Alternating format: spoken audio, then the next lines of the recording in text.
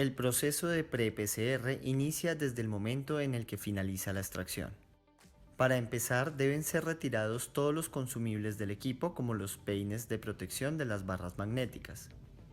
Luego se retira la placa de extracción y es cubierta con una película como parafilm para poder protegerla de contaminación ambiental. Finalmente se retira la placa del equipo y es llevada nuevamente a la cabina de flujo laminar. En este punto se procede a recuperar el eluido de la extracción. Se deben recuperar aproximadamente 80 microlitros de cada uno de los últimos pozos en la placa. Es importante realizar este proceso en la cabina de bioseguridad, ya que aunque las muestras han sido inactivadas con los reactivos de extracción, es posible que se encuentren partículas virales viables. Los eluidos deben ser recuperados en una manera ordenada y transferidos a viales, por ejemplo, de 1.5 mililitros para su procesamiento posterior. Una vez que los eluidos han sido recuperados, es momento de la pre-PCR. En adelante, estos procesos deben ser realizados en una estación de PCR destinada a la dispensación de las muestras y otra a la dispensación de reactivos. En ambos casos, la preparación de las estaciones de PCR debe iniciar por la desinfección del área. Para esto pueden utilizarse desinfectantes como etanol o amonio cuaternario o detergentes especializados como SurfaSafe o DNase and RNase Away. Este tipo de agentes desinfectantes no solo previenen la contaminación por agentes microbiológicos, sino adicionalmente por ácidos nucleicos presentes en las superficies o enzimas que puedan interferir en la PCR. Nuevamente es recomendable encender la luz UV de la estación por lo menos 15 minutos. Una vez preparada la estación de trabajo, es momento de servir los reactivos de PCR. Para este flujo de trabajo se empleará el kit ABC para diagnóstico de influenza A, B y COVID de Co-Diagnostics. Para este momento, los reactivos deben estar descongelados y deben ser preservados en cadena de frío utilizando una unidad como el Cool Caddy que se muestra en el video. Cada uno de los componentes del kit debe ser homogeneizado mediante un corto pulso de vórtex y luego debe ser centrifugado brevemente para recuperar el líquido que pueda haber quedado en la tapa de los tubos. Para este kit se requiere de 5 microlitros de cada uno de los reactivos para montar las diferentes reacciones. Inicialmente se dispensarán 5 microlitros de la Master Mix en los pozos necesarios de una placa de 96 posiciones. Esta placa, al igual que los reactivos, debe ser preservada en la unidad de frío mientras son dispensadas cada una de las reacciones.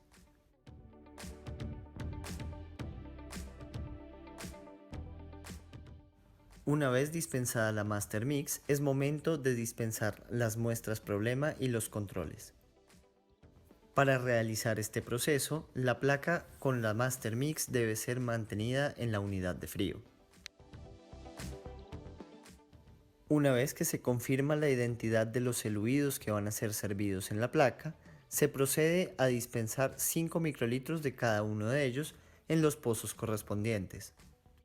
Como se menciona anteriormente, se emplean 5 microlitros de cada eluido y 5 microlitros de cada uno de los controles en la preparación de la placa. Finalizado el proceso de dispensación, debe ser colocado el adhesivo grado óptico para uso en PCR en tiempo real. Se debe verificar que el adhesivo cubra en su totalidad a cada uno de los pozos de la placa. Esto debe tenerse en cuenta para que no se presenten evaporaciones en algunos de los pozos y para que adicionalmente la lectura de fluorescencia sea lo más exacta posible. Para esto es recomendable contar con un sellador de placas manual o automático como el que se muestra en el video o un dispositivo de tipo espátula. Este tipo de implementos ayudan a lograr una mejor adhesión de la película. Una vez que ha sido preparada y rectificada la placa, es momento de llevarla al termociclador para iniciar el proceso de PCR.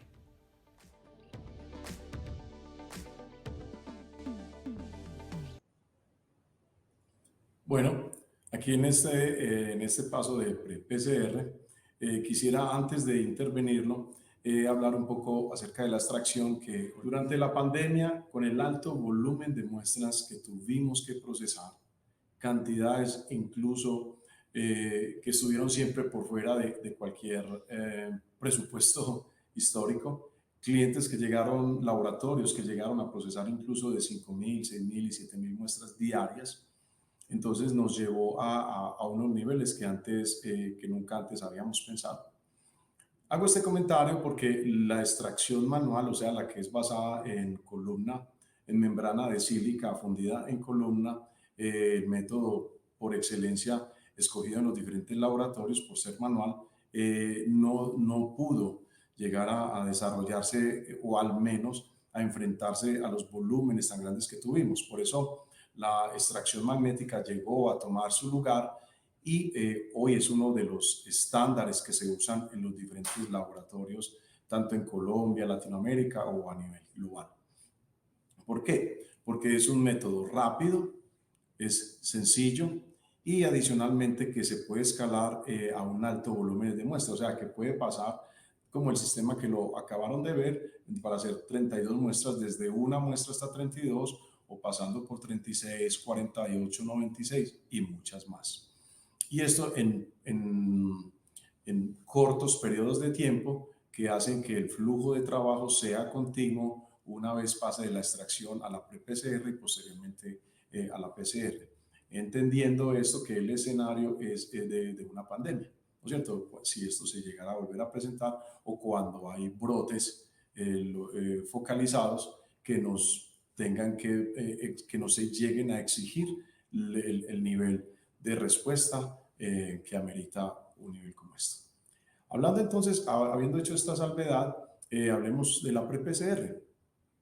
Es muy importante, como lo vieron en el video, dispensar primero las enzimas y posteriormente el material problema, el material, las muestras problema, para que si lo hacen de la manera contraria, muy probablemente pueden llegar a introducir contaminación cruzada. En algunos momentos, y ya habrá un video donde nosotros pues, les mostraremos para estos volúmenes tan pequeños, desde los 0.1 hasta los 10 microlitros, es muy recomendable y para procesar este número de muestras, pues claro, tener una pipeta multicanal, pero en caso de que no se tenga, utilizar el pipeteo reverso. Este no lo entraré a explicar en detalle porque tenemos otro webinar para explicarlo, pero es básicamente llevar la pipeta hasta el segundo tope, tomar un volumen muerto y dejar que se elongue completamente el resorte y ese volumen que queda en ese segundo tope es el que nosotros dispensamos.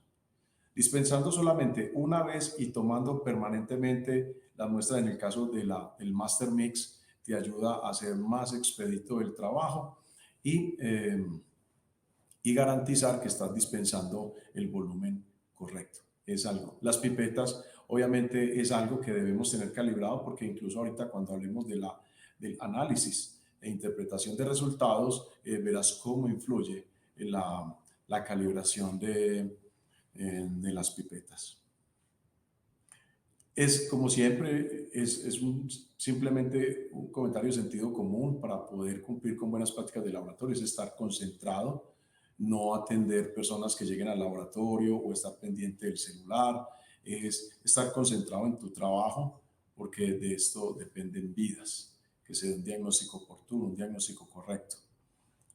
Y finalmente en este paso de pre-PCR es muy importante, como lo vieron, dejar alcanzar la temperatura ambiente, el master mix, es decir, el que contiene las enzimas, tanto en este caso específico la retrotranscriptasa y el master mix de PCR, con las ondas, dejarlo alcanzar temperatura ambiente y darles vortex para garantizar la homogeneidad de la solución a lo largo y ancho del vial.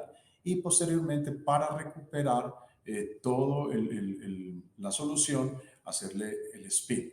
Y así garantizar que tu kit te va a rendir para el número de pruebas el cual el fabricante recomienda.